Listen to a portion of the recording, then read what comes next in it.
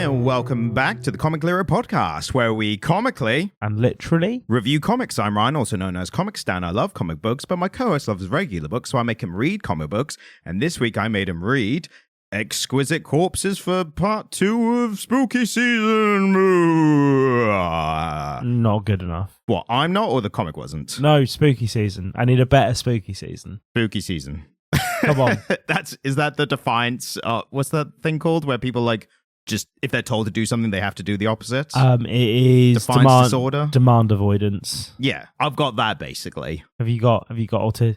Do you know that's an autistic trait, Ryan? Maybe I haven't got it then. And with me, as always, my aforementioned, and I wrote this down earlier before we start, exquisite co-host, it's Jamie. Hello. But yes, it is the now officially into the realm of Spooky Season. That one was much better. Yeah.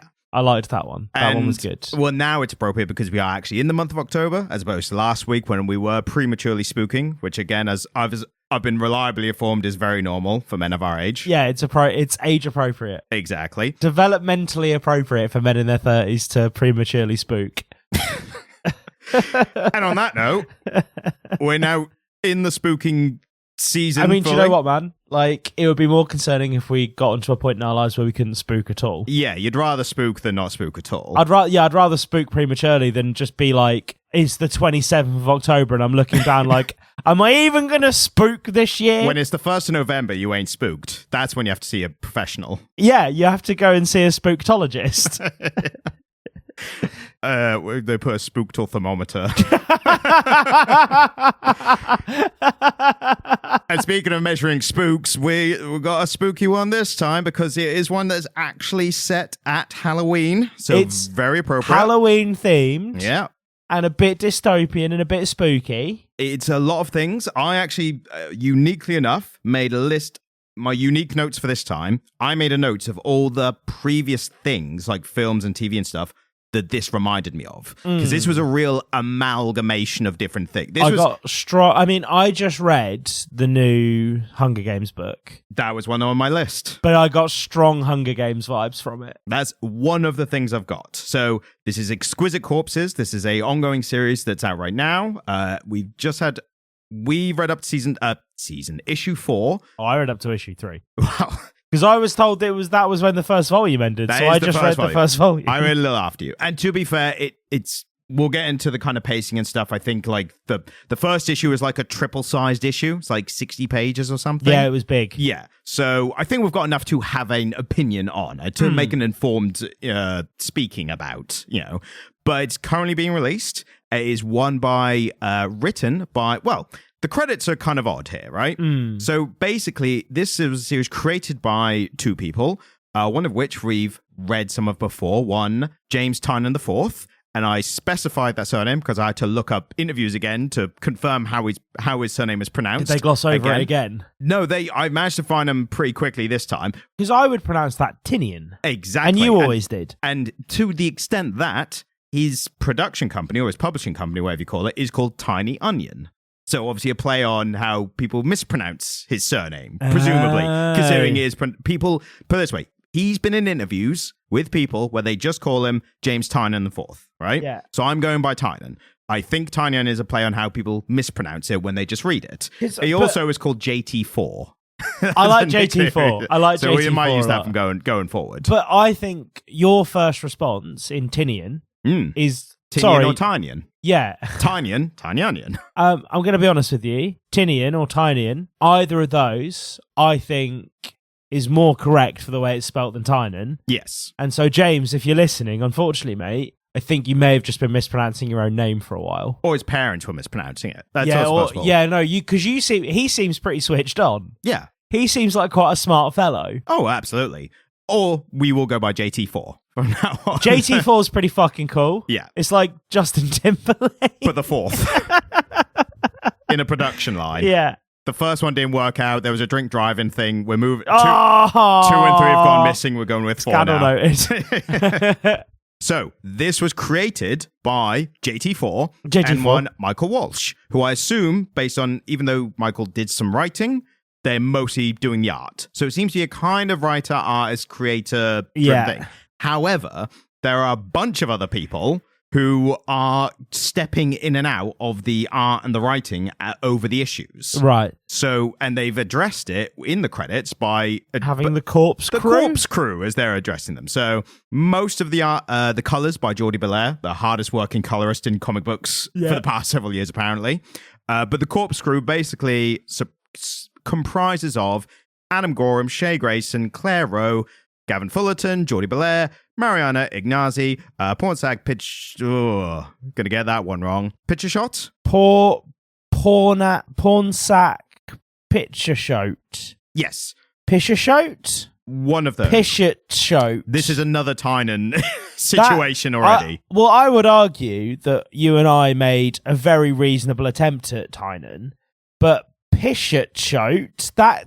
Yeah, no, I wouldn't even know how to approach that. And it sounds sounds British or American. It sounds British, so even Hello. worse that we can't do it. I am Earl Pishershout, the 3rd Baron of Sussex. So if you Mr. I don't even know if that's Mr., Miss, Mrs. or otherwise. We don't. So they've got porn in their name though. They do as well. That seems less British. But distinctly less British. Also, it could also be one of those names. It's like, oh, it's like an ancient Celtic one. Yeah. It's like, what is it? Okay. Yeah, and it's actually pronounced Steve. Yes. You know, like there's always the way. There's a silent X. Like, have you ever met a Sorsha? I've seen it written. I haven't met one, but I've seen it written. Dorsey. Like, I've met the one that's the name is. I can't for the life of me remember how it's pronounced. But I remember the spelling. It's Aoife. Yes. I could not. Again, I spoke to this person. I could not tell you how it's pronounced. I mean, we went to school with a Siobhan whose name was spelt Sioban, didn't we? Yeah, and I remember based on that, it's like, because I heard it first, I absolutely would have got it wrong if I saw it written BH is a V in Irish, yes. is basically my takeaway from exactly. that. And one, Tyler Boss and Valentine Delandro. So, that's the crew. This is the comic. What did you think of it? Pretty good. I thought it was really fun. Yeah, it's a little bit on the nose. I think it's definitely a different kind of comic that we're used to from one JT4. Yeah, I'm used to JT4's stuff being very trippy and very out there. But while also quite grounded and depth in the characters. Oh, yeah, but I think there will be a certain level of depth in the characters here. Like, I don't think we've seen enough of this to be able to make... We were just saying we've read enough to give a good reading on this. No. I think we've read enough to have a reasonable conversation about this. I don't think, because there's such a colourful and broad cast of characters. Yeah. I don't think we've read enough to be able to comment on character depth and arcs, because I think there are going to be arcs here. Well, my point was going to be more, I think this is a comic that is intentionally not doing as much of that. I think this is, like we've said before, or I've said before, it's trying to judge something on what it's actually trying to be, not what you think it should be. And I think this is trying to be a fun slasher, almost like action horror kind of thing. Schlock, isn't it? Yeah, schlocky, but in the best possible way. And I think that there's a moment later which talk about it, which I think there's one bit of like character depth and like exposition of their motivation kind of stuff, and it feels almost a bit shoehorned in. Yeah. And JT4, he's good at that kind of stuff. Like two of the best ones I think by him are Nice House on the Lake. Yeah. I can't remember if that's the first one, the second one, but Nice House on the Lake is the first one. Yes. And Something's Killing the Children. I think those were two like really good. There's the Christmas one, Deviant. Deviant was incredible. Yes. Deviant was like a little bit of Christmas fun. But with serial killing. Well, Deviant, like, we put it on because we wanted something Christmas themed. And then we read it, and it was maybe one of the best things we'd read that year. Yeah, absolutely. And yeah, I think everything I've read from Tynion has sort of been, every time I pick up one of his comics, it ends up being the best version of whatever it is that he's writing. And this is maybe my favorite action comic since that Bond comic that we read. Yeah. Which I really liked. Yeah. And again, very different vibe. Yeah, absolutely. Very different vibe, but it has the hallmark of his writing, doesn't it? Because even though he's not gunning for that kind of deep existentialism that I think he was going for in Nice House on the Lake and the sequel, whatever that was called. Nice House by the Sea. Nice House by the Sea. Even though he's not going for the kind of heady existentialism that he is in those, his characters still communicate very believably. Yep. And the dialogue's still very much on point. And that, for me, is a real hallmark of JT4's writing. And that's still present, and we still get that in spades. And I think something like this, it really runs the risk of becoming quite camp and kitschy. You say run the risk. I think it's intentionally leaning into that kind of stuff. Absolutely, yeah. No, it leans into it and plays with it, but it's doing so in a knowing way that still feels very potent. Yeah. It doesn't feel like it's lent too far into the kit.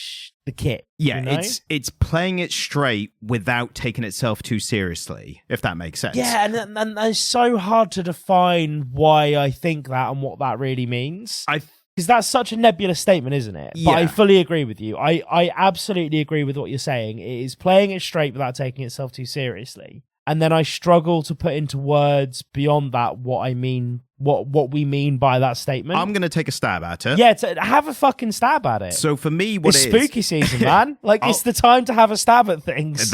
Of this episode of any. But I'm going to take a stab at this, and then you tell us what you think, what is the story of the comic, right? Yeah. Because I think they're going to what I'm about to say is going to need what you're about to say. Yeah. So for me, it's a kind of story where, I said, it's schlocky and it's fun, horror, action kind of stuff.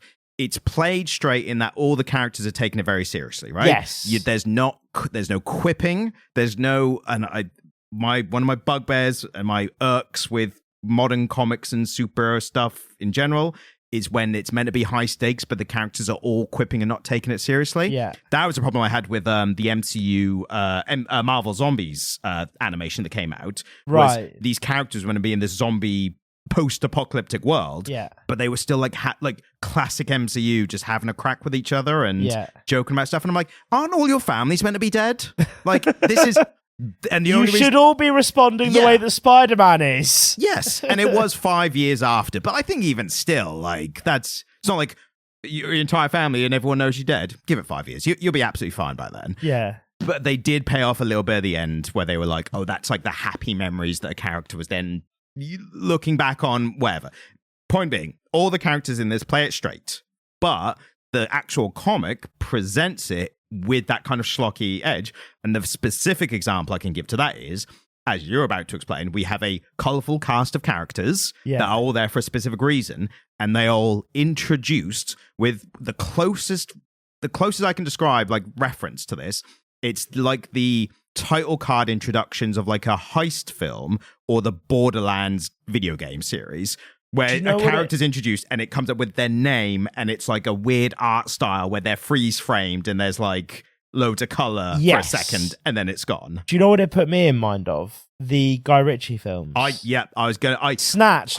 This is Boris the fucking Blade. He's the meanest cunt in Russia, and he's there like, oh, I'm Boris the Blade. I'm putting a blade sound effect, like like when it zooms in. And that's exactly what it reminded me of. Bullet-toothed Tony and there's a gunshot. Yeah, it reminded me of Guy Ritchie films. Yeah. And again, I'm a huge fan of those early Guy Ritchie films. Tell you what, I would have completely forgotten about that if not for the fact that my YouTube algorithm just suddenly served me Lock, Stock and Snatch clips. Oh. And there was that intro. Like, I'm glad. I'm like, no, give me stuff like that. That was a you were like, like, yeah. Yeah, no, that Good was call. like... I thought you were like, how dare they? No, I've watched the entire film in 3-minute clips.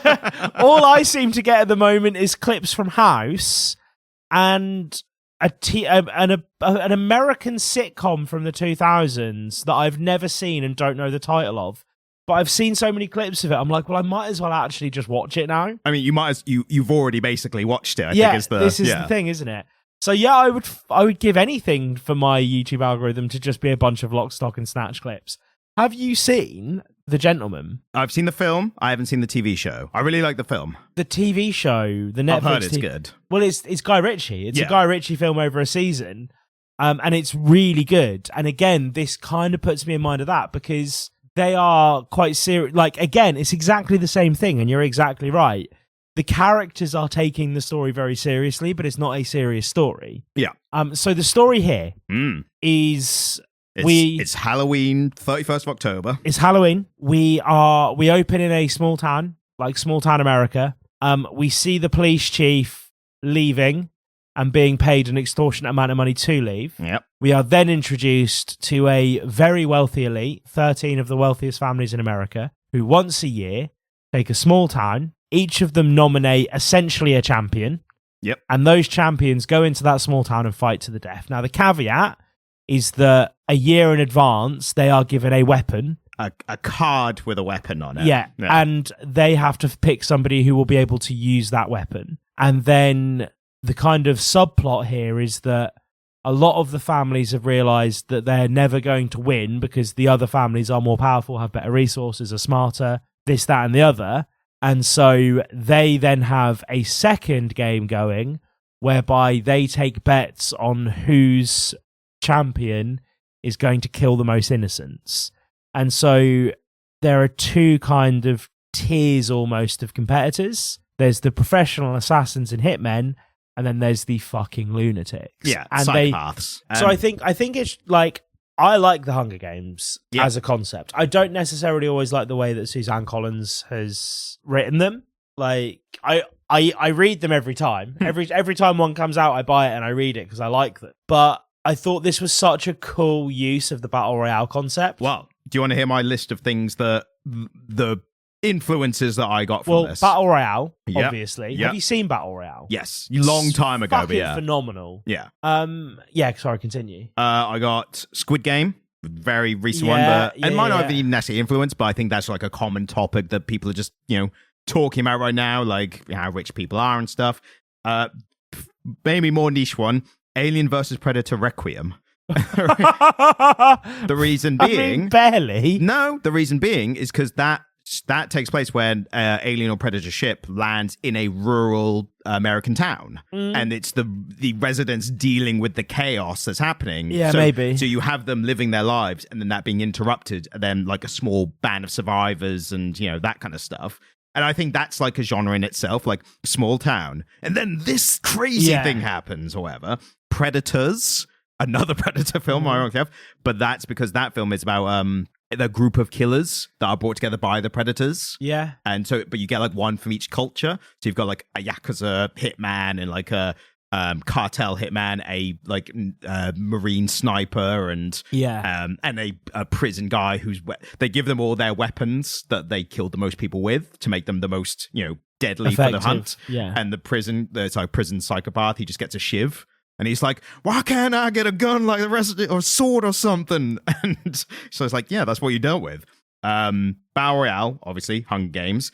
And then a little bit of Cluedo, because the weapons, the cards with the weapons, I thought that was a little Cluedo-esque. Fortnite. Yeah, very Fortnite. That's with the masks and stuff. Like, the aesthetic, color, and everything, very Fortnite. Now somewhere between Borderlands and Fortnite, isn't it? Yes. The aesthetic. And again, I think this is one of the things that I really recognized in it, and I'd be interested to hear your opinion on it because you're more well-versed in it. Video game tropes. Yeah, definitely. The idea of like scoring points, like there's a bit where one of the contestants dies, and the person's happy about it because they racked up a bunch of kills, so a high score, and they were killed by normal people, not another contender. Yeah. So they didn't give the other contender extra points. Kill. Real game theory stuff. They were like maxing like advantage and disadvantages, and like they'd come out on top. It reminded me of Ratchet Gladiator, which is a deep cut PS2 game. Right.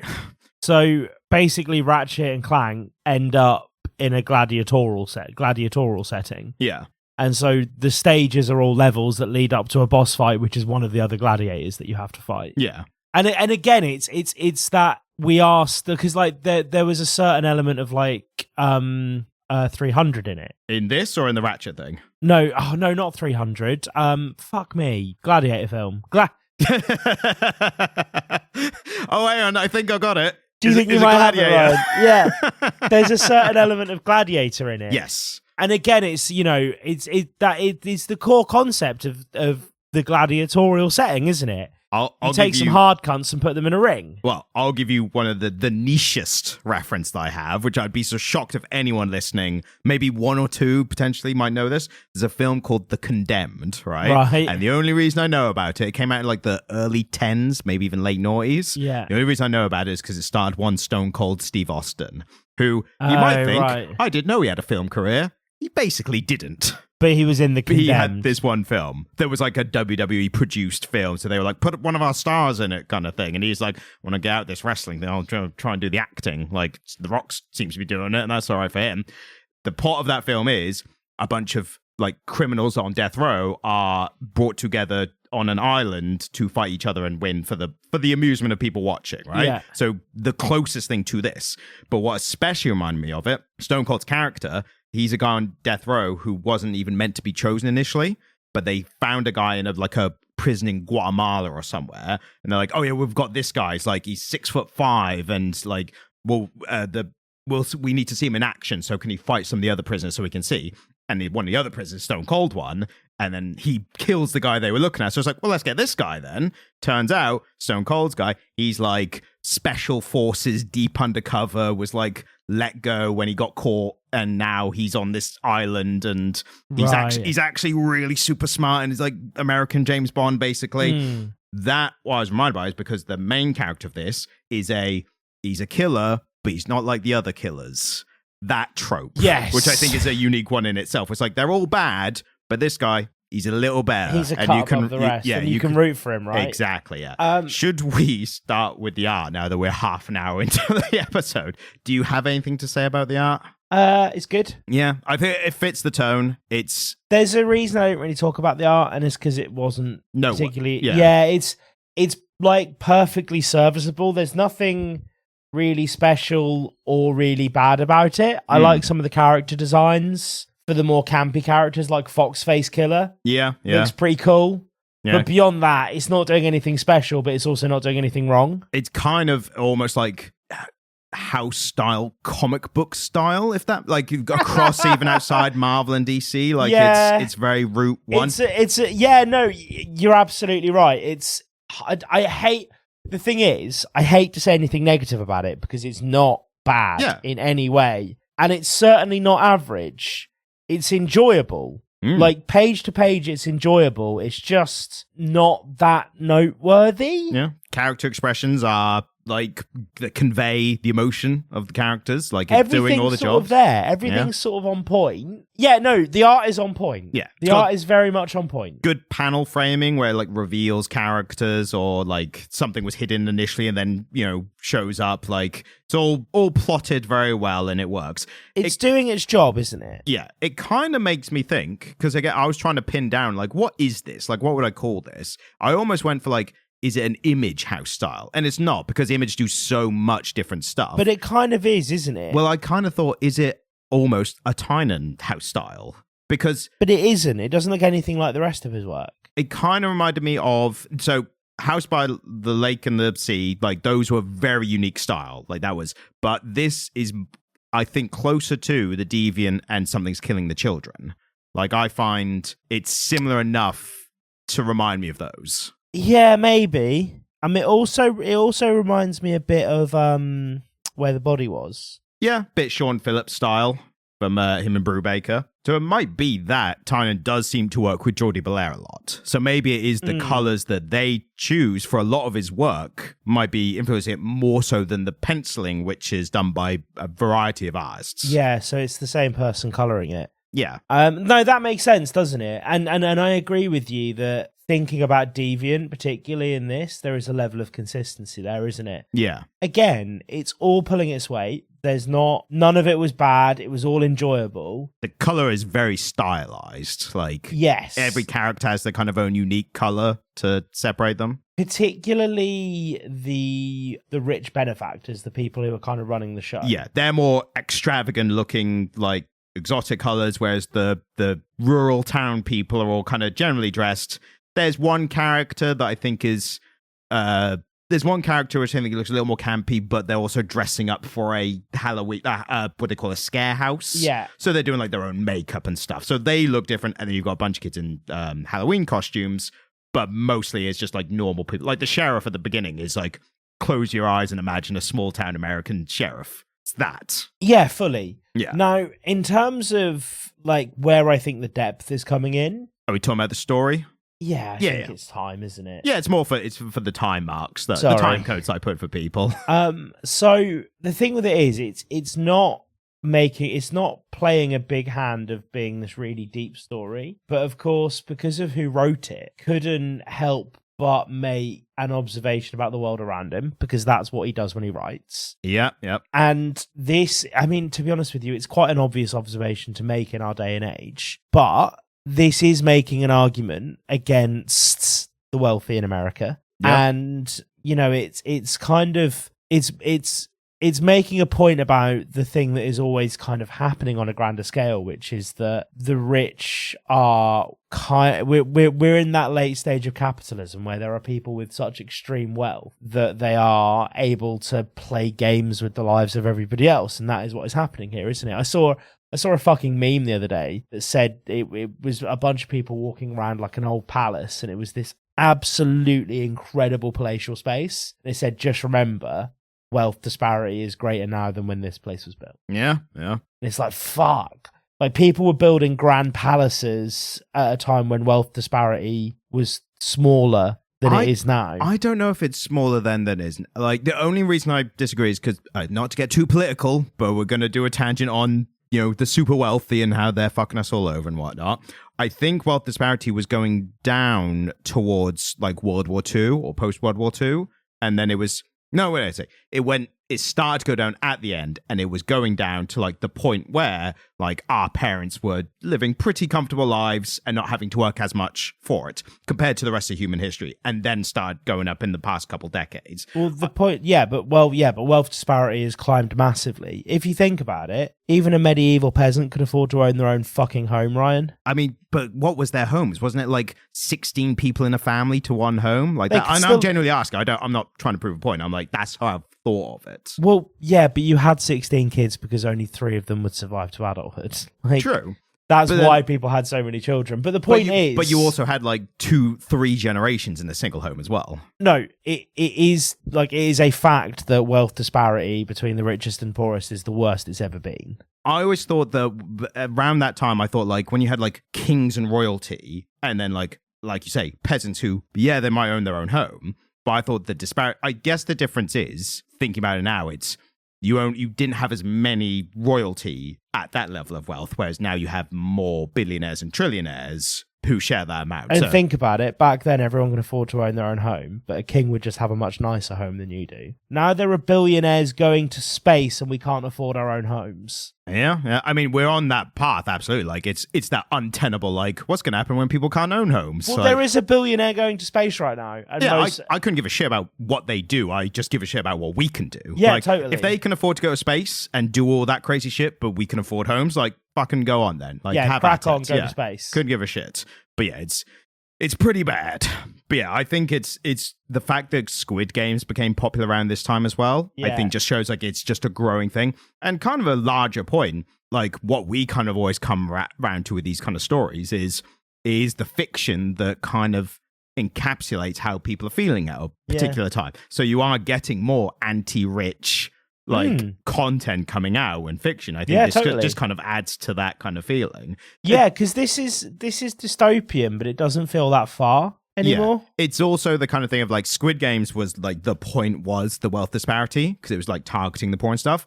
This, I don't think Tynion set out to have a message more than he used it as a vehicle to. I think his end point was crazy killers and psychopaths in a town and they're running amok. How could that happen? Or maybe there's a secret cabal of rich people and they're organizing for their entertainment. Like, so I think he worked back for pure speculation on my part. You know what the scary thing is though? How the Hunger Games came out like 20 years ago or something. Like it's been around for a while now, those books.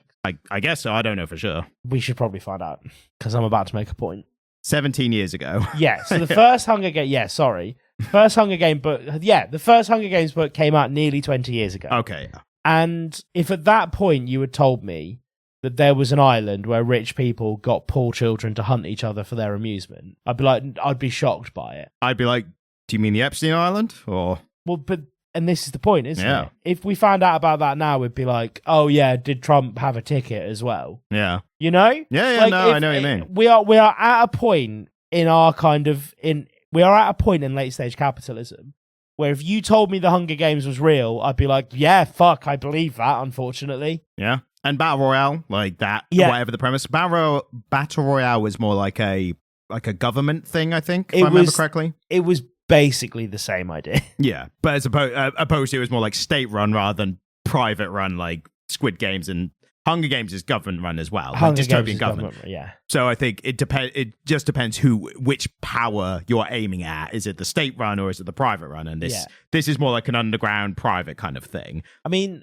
Battle Royale was even more fucked up than the Hunger Games because all those kids were in the same class at school, weren't they? Yes. They just picked one class of school children and went, you guys are all going to go kill each other. Yeah. That's very dark. super fucked up. And this But one... But Battle Royale never needed to have as fleshed out a world as the Hunger Games did because, again, she wrote that one book and it was very impactful and everyone was like, could we have some more of those, please? And what happens next? Yeah, so nearly 20 years later, she's still publishing them, you know? Yes. And so she's had to build around that world a bit more, hasn't she? Yeah. I do find it very interesting. I like the world building in this. I find it interesting how Tynion, like, managed to address both points of, like, how is it that we get these inter-killer fights, so, like, killer versus psychopath or whatever, and we have people running in terror, and it's that levels of the one who kills all the others wins the game for the people, and they rule America for the next 5 years. Yeah. Whereas the side bets is the explanation of, like, they're not going to win, but we're going to get a real crazy person entertaining, like, to them,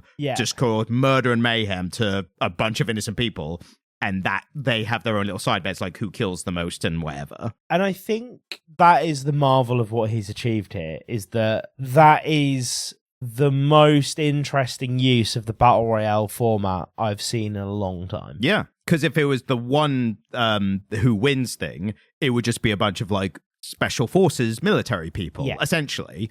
But then as soon as you get that added, like, wrinkle, it's like there's a guy in a costume and there's a person with fucking piano wire or something, and there's a guy with a fucking there's a chick with a fox head on. Yeah, exactly. So it can be yeah, daddy-o. Yeah. Oh, there was this broad with a fox head on. She was killing people. It was wild. And I said, honey... Oh, see? I said, honey, you want to get a milkshake? Or however they talked then.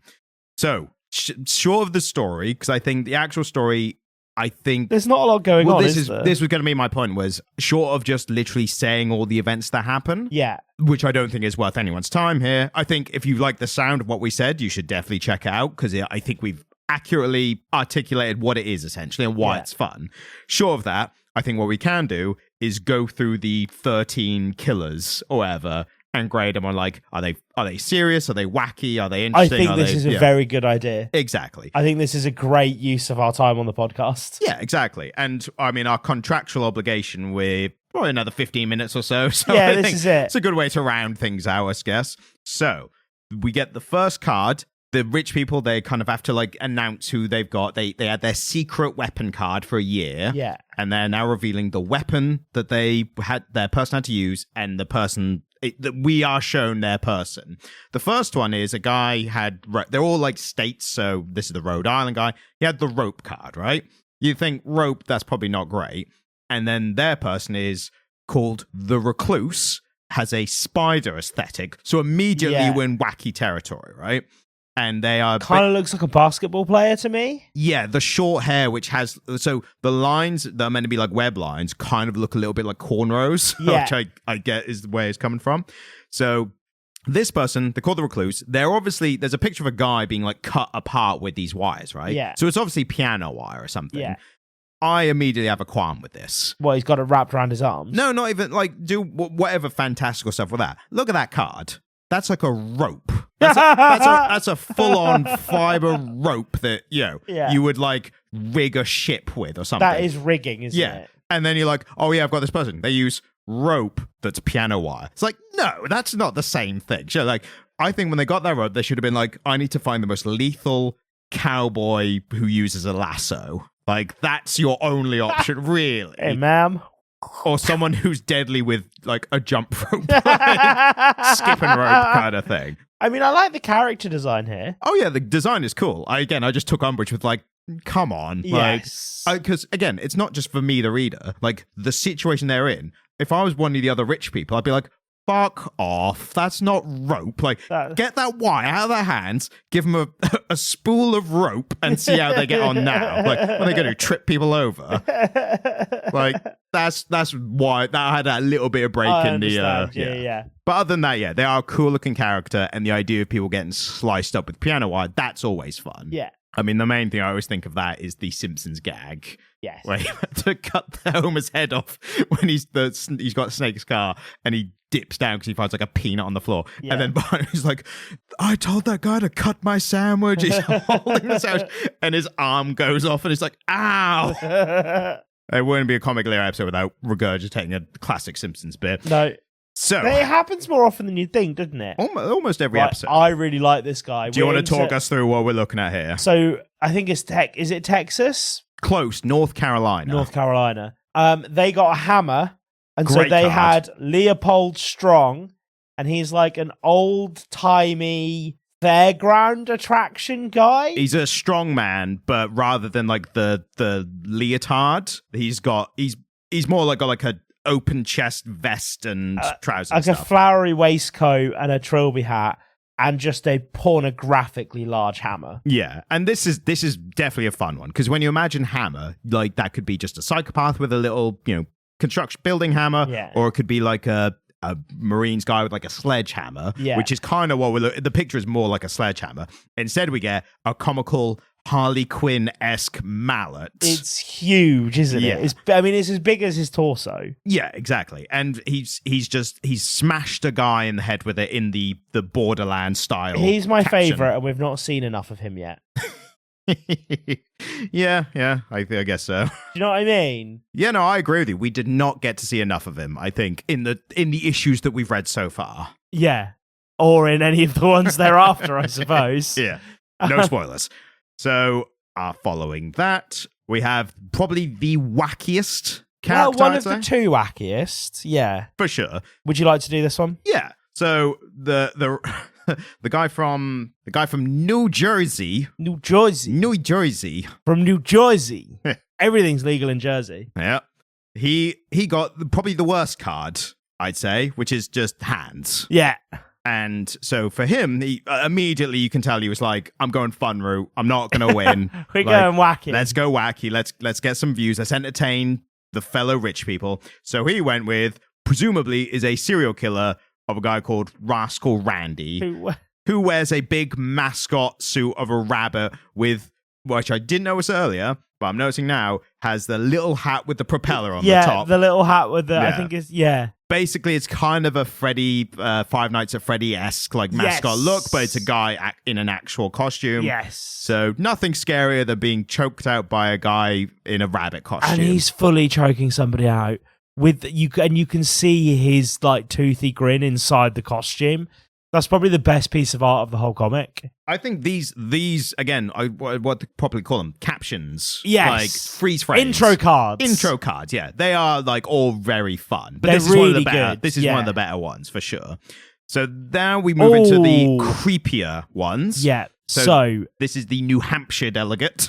He's just had some psilocybin, so he's off his tits on mushrooms. I actually like that's like the what do you call it? Hypocritical, like the like, oh yeah, I'm for peace and love, whatever. I'm also one of the richest people in the world, and stay away from me, poor people. Like, yeah, absolutely. Yeah. So his one, he got the knife. Good card. And his guy is called the Congregation, and he's like creepy. He's wearing someone's skin. He's gonna get real stabby. I think the main point with this, which was a good little effective detail, was he was just like, because if anyone wondering, if they haven't read it, a key piece which we've neglected to mention so far is why the people do it when there's a good chance they'll die, when it's like 1 out of 13. Yes. So if they win, they get like $10 million or $100 million, like a lot of money. But they also get to restart their life. That was one made to the protagonist who was, I think that is a general thing across it. Yeah. The main guy who we will talk about in a bit wanted his life back, didn't he? Yeah. So different thing. So she offers him his old life back. Yes. So everyone else gets a clean slate. Most of these people probably have warrants for arrests out and are active murderers. Well, so a bunch of them had to be like sprung from prison and the loony bin and stuff, didn't they? Exactly. The key thing as well is that if you do die in this, you do at least get $1 million sent to someone. You can nominate someone to receive $1 million. Yeah. So there's some incentive for like, you might not get it, but have you got at least one person you care about? Like, they'll get some money. So with this one, the Congregation, who, for anyone who knows, Batman villain, he kind of looks like Victor Zsasz, who's a guy who cuts into himself every time he kills someone. But this one, he didn't want the money.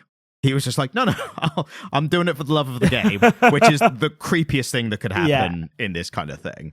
So, the interesting one next. This is one of my favorites. Yeah, the representative from Virginia. So, the home of Thomas Jefferson and George Washington. And his tobacco farms. Gotta grow tobacco. She is a debonair... old lady? Yeah, one of those kind of, oh, dear me. Who knew that this would devolve to just American accents? She's like a debonair southern I do declare. lady. Yeah. That's good. Well done. She picks the poison, which I think that kind of sucks. Yeah. Unless you've got like full on like Joker toxin gas and like delivery systems, you kind of fucked. She does find a good poisoner though. She does. She finds one Nurse Pete, who is a middle-aged guy and is a very good use of like juxtaposition of he is like a balding middle-aged guy, but he's creepy. I'm not saying there's no balding middle-aged creepy guys. It's just normally they appear quite harmless, like especially with like a gut and stuff. But he is a basically kind of angel of death kind of character. Yeah. And what's really interesting, and I'll give a little spoiler for the film Predators, if anyone's listening, but I think you'll appreciate this. In that film, I said before, they gather a bunch of killers and take to a predator home well to hunt.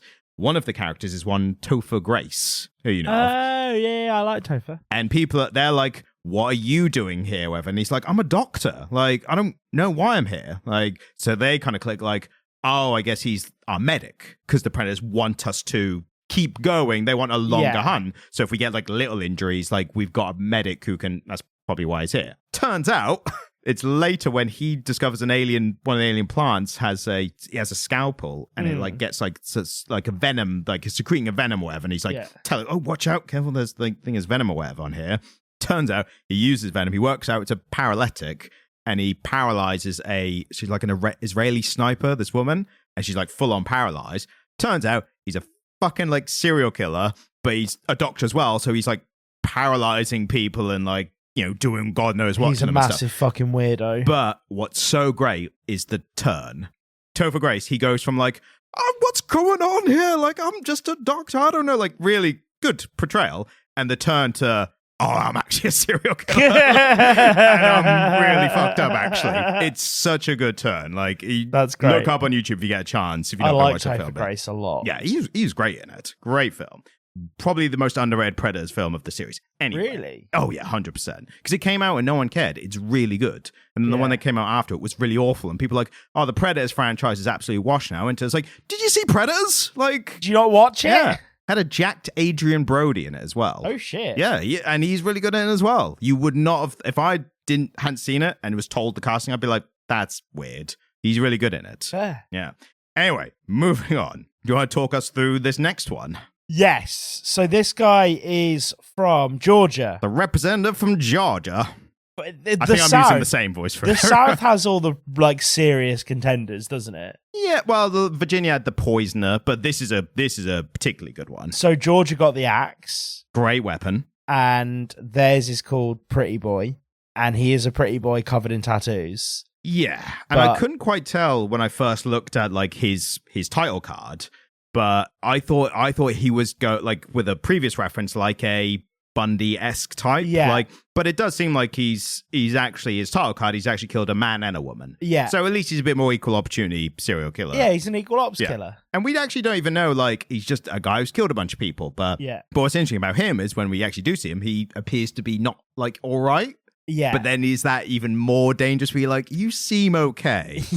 So you must be a real fucking You must be weirdo. one of the worst. Because Because you clearly are a fucking weirdo because you like killing people, so you must be good at hiding it. And that's scary. Yeah, exactly. The guy with all the cuts on his skin and calls himself the Congregation. You're like, I know exactly where I stand with you. Yeah, I mean, the guy strangling people in a fucking bunny suit. You're like, I know exactly what your game is, sunshine. Exactly. It's like the Dave Chappelle bit where he's like, I love going down to the South because you know exactly where you stand with everyone. So next one is I went from the lowest I felt about, like my lowest favorite, my least favorite, to then as the story goes on, which I'll mention after, is became very interested in, right? Yeah. So this one, this couple, they look like they're from Connecticut. So they're the kind of prim and proper, like, oh, we go down to church every Sunday, like that kind of, And I wonder if America's going to write and be like, either you did an awful job or you nailed it. Yeah, you absolutely nailed it. How did you do that? If you're from the state where I've said, like, tell me if it's actually any good or not. Thank God that there aren't any from Boston. Your southern accent was actually really good. Yeah. The Boston one would be like, all I think of Boston. No, it's the Departed. It's like, are you a cop? I didn't know he was a cop. You didn't tell me he was a cop. From Southie. So the couple from Connecticut, very prim and proper, white picket fence looking couple. Yeah. Argyle jumper. Yes, exactly. They pull out the electricity card, right? Yes. So the reason I was a bit down on this one, electricity card, I'm thinking, what's it going to be like boxing gloves with like cables, charges running through them or something, or like electric whip or whatever. It's a kid. Yeah. It's just a kid. And they're like, children are rather dangerous these days. Like, no, like what? Gangs of youths. Yeah. Not a kid who's called the gamer kid with a 4 instead of the A, a 3 instead of the E, and an underscore in between the words. Gamer underscore kid. It turns out electricity, man, he's got a drone and a remote control and presumably a phone. Yeah. Again, same. I'm trying to be fair on all of them. Same with the rope. And the wire. This one, this annoyed me more than the rope. Yeah. Could you get a rifle with electronic scope? Yeah. Like, where's the line here? Like, I'm trying to keep this fair. I feel like I'm the only one who cares about the rules. Like, it's the big about. Am I the only one who cares about the rules? Am I the only one here? Who cares about the goddamn rules? Apparently. I would have thought the other billionaires would have cared. Yeah. Right, about the murder game rules. Exactly. If you're going to, like, we're past the moral, qualms. Like, at absolutely. This point, let's be real about it. So he's a kid. He's got a drone. Presumably he's killed people, maybe. I don't know. But then what gets interesting is we have the character Craig, who is taking... I can't remember how his relation. His neighbor's kid, trick or treating, and they bump into this kid. Yeah, and you're like, no, don't do it, don't go near him. Good tension building. I'm like, absolutely. No, we know, And the neighbor's kid is like, oh, cool, what game you playing? It's like, oh, it's an unreleased game, but he's like, oh, it's from this franchise though. And I'm like, yeah, it's cool, whatever. And then he's like, hey, are your parents like around here? Like. And it basically turns into like, do you want to come trick or treating with us? Like, and then maybe we'll find your parents or whatever. And then at that point, you're like, it's not like the Pretty Boy one where you're like, he's definitely lying and he's going to kill someone soon. That's bad. This one, it could be an even deeper cut betrayal. Because as the reader, I'm like, maybe it's not so bad. Maybe it'll help them. Like, they're the protagonists, so I care about them. And maybe they've got one on their side now. And I quite like those characters as well. Like Craig and his boyfriend, they're quite likable, aren't they? Yeah. So, but now it's not as tension, again, with Pretty Boy, where like something's going to happen. Yeah. But if something does happen, I'm going to be more hurt. Yeah. Because I believe that it could have been all right. Absolutely. So that's when I went from like my least favorite. My note was Gamer Kid is cringe. Like that was the note I made. But then after that point, I was like, actually, something's going on here. Well, it's interesting. Like I'm engaged with it. And I had exactly the same feeling about it. Yeah. Oh my God. Yeah. This one. So the next one. From the delegation from Delaware. Yeah. And we've Southerners again. Got Layla Blaze, who is just like in dungarees that look like they're from the fire service, covered in fire. Yeah, just pyromaniac, pretty standard. There's some interesting stuff that happens later where, like she goes straight to a nightclub and just having a good time. And you're like, all right, like that's fair. I do think, again, fire, pretty good card to pull. If you're not trying to win and you just want to kill a bunch of people, a good fire's mayhem option. great. Yeah, fire's good for the mayhem. Yeah. Not the best for the mayhem, though. Well, I mean, if you got a bloody flamethrower, like that's the thing is she's gone in with a lighter. One of the ones that's coming up is the best for mayhem. Yeah, I think so. Yeah. I think we might have the similar opinion on that. But she does seem to be just going in with a lighter. And I feel like if I was her benefactors, I'd be like, can we get you a flamethrower? Like, we are beyond rich. Yeah. Like, do you want some fire cores? Do you want some bombs? Like, whatever. Petrol. Do you want just a can of petrol or something? I'll walk to the petrol station right now. A few cans of petrol would probably be quite useful. How much does it cost? Like $100? Like, what's the price it's of America. it now? No, Petrol's exactly. cheap. You would think so, wouldn't you? It's the Chris Rock joke. It's like, if I invaded Colonel Sanders, then chicken would be cheap now. But it's not. But yeah, you'd think you would think her benefactor would be like, let's get you some more mayhem-causing fire products or something. Yeah. So the next one is the delegation from Maryland. I think that's Maryland. Home of Elvis? Maryland. Is that where Grace... Oh, am I thinking of Graceland? I think I've confused those, yeah. But anyway, the delegate for Maryland has the explosives option, which I think that's the biggest mayhem causing one. Because, they can just sit tight and spend the whole time rigging up a building and then just kill hundreds of people all at once. Yeah, you got... And we hadn't mentioned this before, but I think this is very interesting to what when you first kind of made a link to video games, all these players essentially have loot boxes of their stuff. Yeah. So they're dropped in the place, and very Fortnite-esque, they have to find weapons. And for this is they have to find their specific weapons, which presumably they've been told where they are. Because like the guy with the knife, for a good chunk of it, he only has a Stanley knife, doesn't he? And he's like, this'll do. And he wears that out on the first person, which is in itself quite awful. Grim. But does the job, essentially.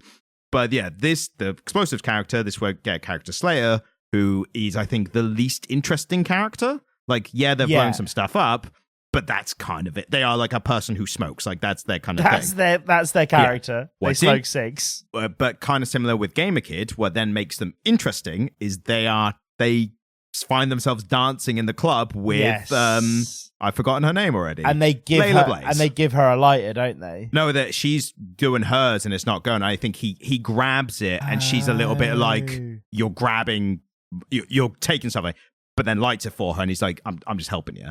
Right, and they have a little bit, and then their phones go off at the same time. Presumably they're like the psycho killer alarm, like a pager or something, and they realize. But now I'm saying it out loud because I didn't realize which weapon he was. I knew she was the fire girl. I didn't know which weapon he was. And now I'm like, what are the odds that the fire girl and the explosives guy would be find themselves in the club dancing? Like, now there's little bits with Tynion's work where I'm like, all right, I see what you're doing. I see where you went there. You went a little quick to that one, but I'll we'll extend your leeway gracefully. He spooked too soon. He spooked a little too soon, and we know what that's like because it's very normal. And it's very normal for men of our age, James. It's very normal. Or any age, you could like no one should. Anyone listening, like if you're spooking too early, like that's absolutely normal. This is definitely going to be a theme of Spooktober 2025. Premature spooking. It's been established. So I've lost count of how many. Oh yeah, this is the weird one, right? This is the most unbelievable one of all the like psycho killers we've talked about. Guy in a mascot. Gamer Kid with the drones and all the crazy ones we've said already. Yeah, so where's this one from? They're from... I'm not 100% sure.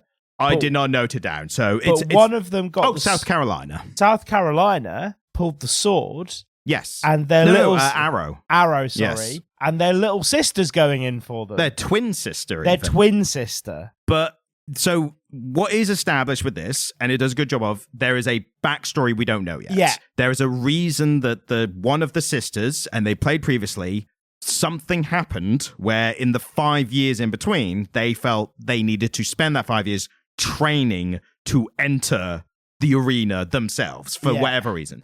And I think we later find out it's a connection to a previous winner who is back in the game again or something, right? So very interesting stuff. Like in terms of storytelling and plotting, this is all good stuff. Yeah, absolutely. You learn a little bit as you go. It's and adding depth. It gets more interesting. Yeah. My qualm is, as I said, go for it. No fucking chance in hell would a billionaire ever put themselves in harm's way, let alone do a job that they could just pay someone else to do. I don't know, man. That's the most unrealistic part of it for me. No, man, the submersible. No, but that's to them, that was everything's completely safe and we get to go see the Titanic, right? Yeah, I suppose. That they didn't know they were in harm's way. That was a dangerous holiday for them. It turned out to be a lot more fucking dangerous.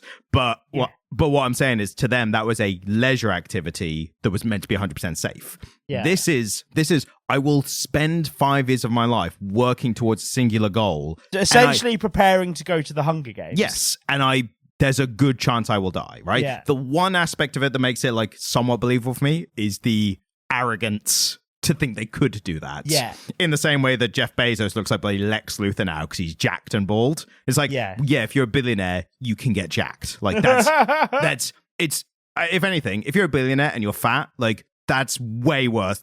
You're the worst kind of fat. How have you managed that? How have you, like, it's not back in the day where the kings were like, well, my fat is a sign of my wealth because I'm the only one who could afford to eat this much. Nowadays, it's like, you can't afford a gym membership or like the best cooks in the world to make you like healthy, delicious food the entire time, or fucking liposuction, or the shots now. Like, how have you not got the secret medicine that we don't know about that's making you like thin and jacked, you know? Yeah. Like, that's so... Yeah, I mean, if you've got all that money, in America particularly, and you are not in peak physical condition... Exactly. Because, like, you could go see your doctor every fucking day. Yeah. Every time you have an ache or a twinge. Full body scan every hour. Yeah. Just to make sure... Just when there's the first tiniest cell of cancer, they're like, don't worry, take this pill, they're all sorted, and you will live to 150. Like, but that's the most unbelievable thing, was that they wouldn't just be like, I'll hire an even bigger, like, psychopath or soldier or whatever and fires. Because there's always a nuttier psychopath. Yes, exactly. You could always find a nuttier sociopath, can't you? And not just nuttier, but better skilled as well. Like, maybe they didn't have the resources, like, compared to the other ones as we've established here. So maybe they were like... But then again, it's like... It's one salary, though. You're one of the 13 richest people in America, and it's one guy's salary. But you're meant to be like a billionaire who, like, traditionally pays other people to do things for them. Yeah. That's how they get there. And is now like, no, I'll enter the fray myself. The one thing I'm actually going to do for myself is the Hunger Games. Put myself at risk, at grave risk. No, I agree with you. It's ridiculous, isn't it? But again, just to establish, it was still very interesting plotting. Yeah. Great story. And they got the arrow. So they had 4 years of like general training. And then 1 year they were like, fuck, arrows. So they're like, fuck's going to be Hunger Games. It's really going to be a Hunger Games. But the best thing is, right, they're pictured not with a bow, but with a crossbow. Mm. And again, is that electricity? Is that rope because it's got a bow with string? Like, where are the rules? Also, crossbows are way less powerful than a bow. Well, traditionally, yes. I think with this, she remarks later that part of the money and the prep was designing a crossbow that's like the most powerful crossbow ever. And then, but that in itself then becomes a joke because it gets cut in half like immediately. Well, but also crossbows, like, they're slower. They're not as powerful. Oh, this one, I'm just speculating, you know, like my head cannon. Yeah. It's probably got like rotating, like... It's probably got some kind of quick draw, hasn't it? Yeah. And like Hawkeye's, you know, quiver has like the rotating heads and stuff. And it's probably got all kinds of shit like that. I mean, we don't know now because it got broke like very half, quickly. like right at the start. Which was a good gag on behalf of... on behalf of Tynion. You take this one. Second from last, we get what will inevitably end up being the thumbnail for this video because it's just the best look. The Fox Mask Killer, which is the delegate from New York. The New York... He's, hey, I'm walking here. He's the biggest asshole because he's from New York, so that makes sense. Absolutely is, isn't he? And I clocked that and I was like, that's so funny. Sorry to anyone who's listening from New York, like, but you know who you are. Even the billionaires in Connecticut are nice. Even the murderous billionaires in Connecticut seem nice. At least they have manners. Yeah, and then New York fucking swans in his sunglasses and he's like, I'm well excited to kill your sister. Yeah. he's literally like... He's literally there with a fucking hard-on in the corner like, I get to kill your sister. To be the biggest arsehole in a room of billionaires is itself a feat. Like, you can't learn that. That's not natural. even in a room full of billionaires. In a room full of billionaires who are doing the Hunger Games. Yeah. And you're the biggest arsehole, like, in amongst them. Like, that's wild. It's impressive, isn't it? Yeah. Impressively cunty. So he got the sword. Now, again, splitting hairs here in the rules. Sword, knife. Like, could you get the knife one and be like, well, how big a knife? Like, what's the is At what point does a knife become a sword? Exactly. Yeah, like agree. I don't think they've thought this through. You can tell they put the rules together themselves because they're not Early very well on as thought well. out. Yeah, Like- they were just like, what's another one? Sword? Yeah, all right. Like, I mean, knife? a sword is a natural option. Yeah, A 100%. sword is a pretty good weapon. I'm saying it makes the knife card null and void. I think, or like not needed because what's really the no? Because swords and knives serve different purposes. But I mean, in this, where we're getting all these different varied killers, I think you've got two that are too similar. Well, no, because a sword and a knife, they're both bladed articles, but they operate and function very differently. Yeah, but then again, we're getting to this like rope and bombs and fire and explosives are maybe splitting hairs there as well. But I feel like if you've got the sword card, you'd be like, you can also have a knife. Like, it's blades. Like, I think we should consolidate them to the blades card, is what I'm saying. Okay. Because then that is uniquely different from all the other cards. Again, I don't think these billionaires have thought this through at all. I'm not blaming Tynion, because I think he's written it how it would happen if a bunch of billionaires made the rules for themselves. If Bezos, Trump, Musk, Zuckerberg, Alan Sugar, maybe Richard Branson, Bill Gates, yes, the what's that family? All the conspiracy theories are about. I can't remember now, but there's a particular family. So probably the Saudi royals, they'll probably get in on it. Yeah, maybe the Hiltons. I don't think they're like top one. They're not top. They're wealthy. They're I just don't very think wealthy. they're like top.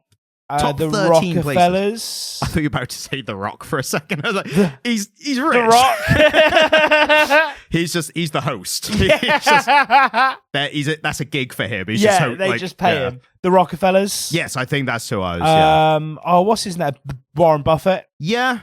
He's pretty rich. I mean, he's the most successful trader of all time. So yeah probably. If they all got together, and were for the sake of like impartiality, we should say what's his name? What's his name? Samos, the left wing, the one that all the right wingers are like, but it's George Soros. That's the one. He's like the guy who donates to all the left wing stuff, and they keep blaming him as if like the Koch brothers aren't like donating to all the right stuff as well. Yeah. So just impartiality, let's say George Soros has taken part in this as well. Yeah. And they would get together. There would be something like this. I think they would. The closest we got to this in real life was when Musk challenged Zuck to a fight. Boxing match. Yeah. Because I think Zuck had been doing BJJ, hadn't he? Oh, yeah. And he was like pretty lean. And there was like videos of him training and stuff. And people were like, look, he's not going to enter a competition or win, but fighting Musk, who there was like around that time a shirtless photo of him on a boat. And it was looking like pretty built like great. A fridge. And not like jacked, like his torso was square and fridge-like. He just wasn't looking great, was he? No, not at all. Like, he's fucking lazy. And again, people are like, oh, well, we're just like picking our favorite billionaire now, like cynical. Like, no, look, I'm a big backer of cynicism. Like, I love it. But in this instance, like, yeah, I do want to, if I can see one of them get their ass kicked by the other, I'm going to enjoy that. I definitely want to see Robot Zuckerberg. the meme I saw is when he pulls his face off and the lizard mouth comes out and Musk is like, oh no. Yeah, no, I want to see Zuck the robot fucking Unhinge his bending up Elon Musk into like a double fulcrum. Yeah, I kind of want to see that. Exactly. And again, people are like, oh, so you love Zuck now? No, of course not. But I just want to see him wrenching Elon Musk's knee backwards. Oh, they dislocated him. Not advocating for violence against billionaires. What I'm advocating for is violence between billionaires. That's different. I'm advocating for both, Ryan. I think it's all.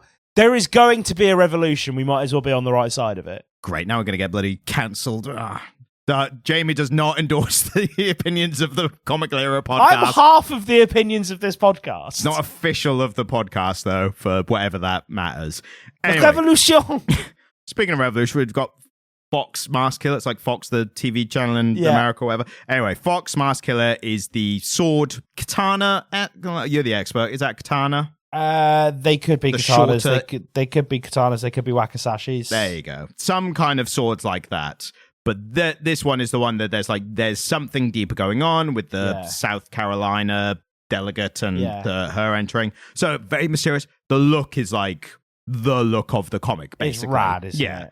Fox head. And again, very likable from the start because she walks past a car with a kid with a fox beanie baby. Yeah. And I don't know, fox killer, man, woman, I have no idea. I can't. She. Oh, she is a she. Yeah. She's like, cool fox. And the kid's like, I like your fox mask. She's like, you better get out of here. I'm about to start killing people. He's very sick. Here I go again. Look at me. Look at Here I go killing again.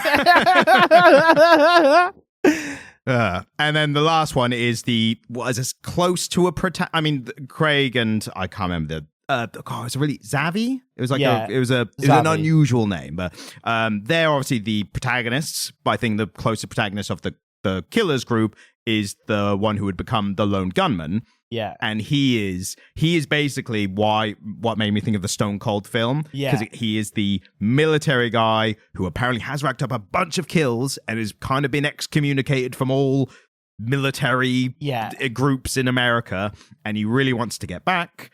He just wants his old job back. I just want to be killing for the United States government again. Like, they're bloody running out of soldiers, and they have to turn away like fat people with asthma. And like, I'm here. I want to do it. I'm good at killing, and I'm good at it.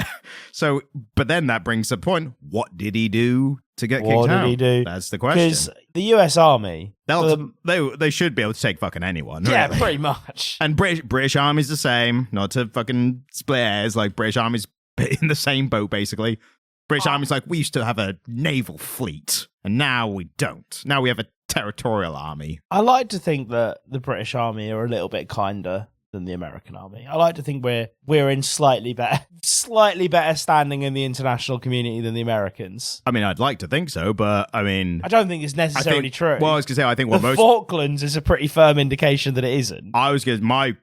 I think slightly closer in time. I don't know years, but I mean, Iraq and Afghanistan are like, you guys are basically the same. Well, the second Gulf War is obviously more recent than the Falklands. I don't know about, like, I knew about... Well, yeah, because the second Gulf War was in our lifetime. The Falklands was in the 80s. That was Thatcher. So I'm saying Iraq and Afghanistan was much closer to... so we are saying the same thing. Yeah. No, well, I was just surprised you weren't confident in that fact, Ryan. That's what I was surprised about. It was more because, like, how, like, a lot of people trace, like, Iraq and Afghanistan and Middle East stuff starting in 2001. Well, yeah, like, well, most people, I think, colloquially think of it as 2001, but it's like all the stuff that happened before that is like how early into the 90s does it really trace back to? There was Bush Senior's Gulf War. Exactly, yeah.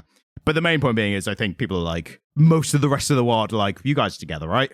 Yeah. And America's like, yes. And we're like, sometimes. We're kind of their sidekick at points. Like it's awful, isn't it? Bill Bailey put it best. He's like, America's like bullying people, and we're the shorter people standing behind him going like, shaking our fist at the same person. It makes me so sad because it is true. It is pretty sad. So to jump back to the point, lone gunman, he's mysterious masculine guy, won't take the money, won't even take a life, whatever. But the woman from, was it Philadelphia somewhere? Yeah. I can't remember off the top of my head, but she's like, I'll give you your life back. And he's like, fine, I'll kill people for you. Look at me. And she's like, the one caveat, he's broken her people's arms already. So I'm surprised how confident she was to give this. She's like, you do have to wear a dumb mask. And they don't even put his reaction, which I would have loved to see, because he's like, I would love to see that kind of like, all right, fine. Yeah, I'll wear the mask. Jeez. Anyway, those are all the killers, and those are the players of the game. And I tell you what, I think the biggest note, and I wonder if you agree with this sentiment entirely or not, my main thought at the end of this was, I do want to know what happens next. And I think 100%. That is... Consistently the whole time I wanted to know what would happen next. So I think whether we do another episode on or not, like, I think there would have to be some pretty kind of like spectacular stuff that happens in it. There would have to be something really big happening, but the point is I'm going to keep reading. Yeah. Oh yeah. We will. if we keep following it, and again, how comics release is going to be over months and months or whatever. If we both keep following, and maybe at one point we'll do a little section at the end of an episode, be like, well, are we caught up on... Maybe in next year's spooky season. Yes. Yeah. We'll be like, do you remember that comic that we finished before? Yeah. So yeah, that'll probably be it. And I can't believe talking about a bunch of eclectic group of serial killers and soldiers has taken us another 20 minutes past what I thought we were going to do. So, well, it's taken us 40 minutes just to do that. Turns out this was a big bonus episode, but it's the beginning of spooky. I mean, last week was technically the beginning. Last week we're into spooky season and we're having fun, so you got a longer episode. You can cut all the Eileen Warnos stuff out from earlier because it got a bit dark. I mean, it's spooky season. I mean, that is real life stuff. You can cut with the moment where it got a bit real when I started talking about Eileen Warnos. You can just cut that out. But then, the thing is, though, I think that was a somewhat insightful tangent from both of us about glorification of real life serial killers. Yeah, but maybe that bit at the end where I got a bit intense can just go. Yeah, tonally wise. I'll tell you what I'll do. Right, I'll see if we can do this in editing. If I can, I will. So potentially, if I've taken it out, that entire part, I will put it in here. And if you're listening now and you haven't heard us talk about the woman that Jamie was just referring to and the glorification of serial killers, you are about to hear a part that got taken out at the beginning, which I'm going to chop into right now. So you're going to hear a more serious... No, you can't end on that. That's too dark. Well, no, I was going to just stop. I was then going to be like, right, if I've done it, you've heard it now. They reference actual serial killers that have done well in past games. So they reference Ted Bundy and they say, Ted Bundy cleaned up one year. And it's like, fucking hell, that's grim. I was going to talk about that in a very more meta sense of I didn't like that. And the reason I don't like that is I don't like the glorification of real life serial killers. I agree with you. And I get the morbid fascination. This is going to be a tangent. I'm going to try and keep it short so we get back on the story. But better to mention now, because I was going to mention it later, you've mentioned it now. I think, because I think I know where you're about to go. Well, generally, I get the morbid fascination with serial killers, right? And you're looking at the actual facts of them and everything, and people keep going over that kind of stuff. I get it, right?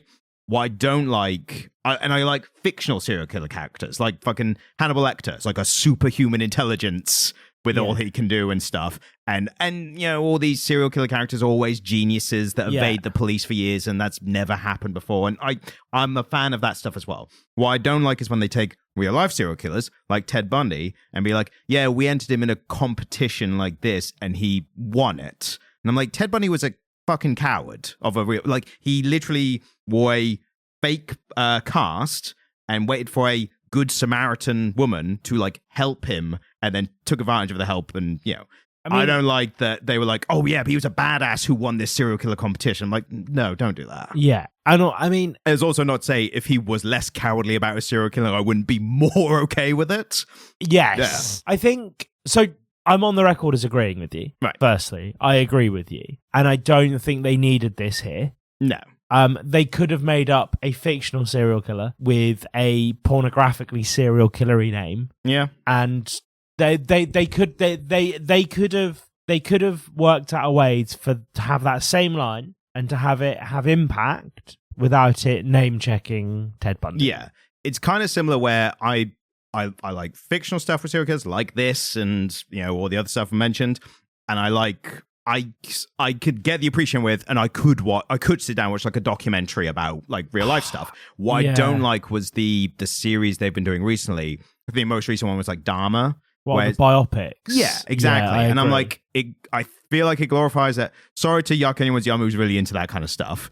But for one thing, I don't want to watch it because I don't want to see gory, harrowing stuff that actually happened. If it's fictional, give me anything. But for real life stuff, I don't want to then see a reconstruction of it. You know what I mean? You have the same complaint that a lot of people had, and you'll notice that kind of thing has slowed down a bit after the Dharma documentary. Well, you say that. They're coming out with the Ed Gein one next, which is the guy playing him is the guy from Sons of Anarchy.